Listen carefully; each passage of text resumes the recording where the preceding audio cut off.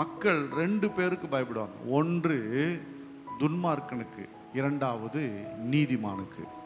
ஆமான்னு சொல்கிறவங்க இல்லையா சொல்லுங்கள். ஏன்னா துன்மார்க்கன் அடிப்பான், ஏதாவது துஷ்டத்தனம் பண்ணுவான்னு ஒதுங்குவாங்க. நீதிமானுக்கு பயப்படுவது, அவனை கனம் பண்ணுவது எதனாலன்னு சொன்னால் அவனோட நீதி வாழ்க்கை, அவங்க வாழ்க்கை முறை, அதை கண்டு பயப்படுவாங்க. எனக்கு அன்பானவர்களே, நம்மை கண்டு பயப்படுகிறவர்கள் நம்முடைய துன்மார்க்கத்தனத்தை கண்டு அல்ல, நம்முடைய நீதியுள்ள வாழ்க்கை, நம்முடைய செயல்களை கண்டு தான் பயப்படணும். அல்லேலூயா. துன்மார்க்கனுக்கு கொடுக்கிற மரியாதை அவன் ஆரோக்கியமாக இருக்கிறவர்களையும் கிடைக்கும், நீதிமானுக்கு கிடைக்கிற மரியாதை செத்த பின்னாடியும் கிடைக்கிறதா இருக்கும். அல்லேலூயா. புரியுதா? துன்மார்க்கனுக்கு வாழ்கிற நாட்களில் தான் மரியாதை. அவன் உடம்பு நொடுங்கிட்டான், இல்லை கை கால் விழுந்து போச்சுன்னா அவனை எவனும் மதிக்கவே மாட்டான். ஆனால் ஒரு நீதிமானுக்கு கிடைக்கிற கனமும் மரியாதையும் செத்த பின்னாடியும் அவனை பற்றி பேசுவாங்க, அவனை குறித்து, அந்த நபரை குறித்து உயர்த்தி கனப்படுத்தி பாராட்டுவாங்க. அந்த கனமும் மரியாதையும் ஒரு நாளும் குறையவே குறையாது. அல்லேலூயா. இந்த தோலா அதைத்தான் விரும்ப, யுத்தம் செய்யாமல் நியாயம் விசாரித்தான். மக்களுடைய பிரச்சனை என்னங்கிறத பேசி அவர்களை தெளிவுபடுத்தி அவர்களை கர்த்தருக்குள்ள நடத்தினான். அல்லேலூயா. எத்தனை வருஷம் அரசாண்டாராம்? 23 வருடம் யுத்தம் இல்லாமலேயே தாம் மக்களை கர்த்தருக்குள்ள வைத்து நடத்தினான்.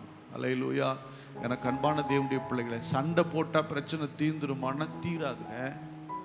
நிறைய பிரச்சனைக்கு சண்டை போட்டால் தீந்துருமா? தீர்வு கட்டிடலாமா? ஒரு தேவனுடைய பிள்ளை தன் நீதினால ஜெயிக்க முடியும், ஜெயிக்க வைப்பார் ஆண்டவர். அதனால தான் நம்ம கிறிஸ்துவுக்குள் வாழ்கிறோம். அல்லேலூயா. நீதியை சரியாய் தேவனிடத்தில் கேட்கணும். நீதியின்படி வாழும்போது வசனம் சொல்லுகிறது, ஒருவனுடைய வழிகள் கர்த்தருக்கு பிரியமா இருந்தால் அவனுடைய சத்துருக்களும் அவனோடு சமாதானமாகும்படி கர்த்தர் செய்வார். அல்லேலூயா. நம்ம வழி, நம்ம செயல், நம்முடைய இதெல்லாம் கர்த்தருக்கு பிரியமா அமைஞ்சிருச்சுன்னா சத்ரு தானா வந்து காலில் விழுவான். ஆனால் நாம மாறலைன்னா அதெல்லாம் வந்து நடக்கிறதுலாம் சாத்தியம் இல்லாத விஷயம். அல்லேலூயா. இன்னைக்கு எல்லாம் என்ன நினைப்போம்னா, என் காலில் எல்லாரும் வந்து விழணும், நான் சொல்றதை கேட்கணும், எனக்கு கீழ் அப்படி நினைக்கணும். இல்லை இல்லை, நம்முடைய வழி கர்த்தருக்கு முன்னாடி எப்படி இருக்குது, அப்படி இருந்தோம்னா எல்லாரும் நம்ம இடத்துல வந்து நிற்கும்படி கர்த்தர் கிரியை செய்வார். அல்லேலூயா. யோவான் ஸ்நானகர் எங்க வாழ்ந்தாரு? காட்டுக்குள்ள. எங்க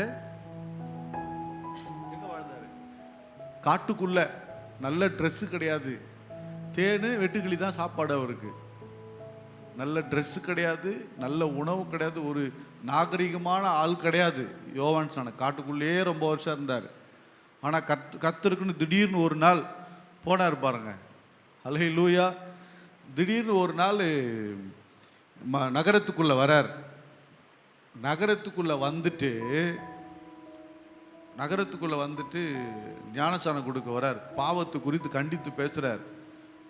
ஆள் பழைய ஆள், கிராமத்தான், காட்டுவாசி மாதிரி இருக்கான், சாப்பாடும் சரி கிடையாது. ஆனால் ஆள் என்ன பண்ணுறான்? பெரிய பெரிய ஆளை மிரட்டுறான், அவனை கண்டு பயப்படுறான், அவருடைய பாதத்தில் வந்து விடுறான். ஐயா, நான் ரட்சிக்கு பற்றி ஏதாவது செய்யணும், என்ன செய்யணும் சொல்லுங்கள், நான் என்ன பண்ண, என் பாவத்தில் என்ன வழி சொல்லணும் அப்படின்னா, இவன் யார் தெரியுமா? இந்த யோவான் ஸ்நானகர் கர்த்தராகி இயேசு கிறிஸ்து வருவதற்கு வழியை ஆயத்தப்படுத்துகிறவன். அல்லேலூயா. வழியை ஆயத்தப்படுத்துகிறவன் தன் வழியை கர்த்தருக்கு நேராக்கினபடினாலே அநேகருக்கு முன்பதாக கனமுள்ளவனாய் நின்றான்.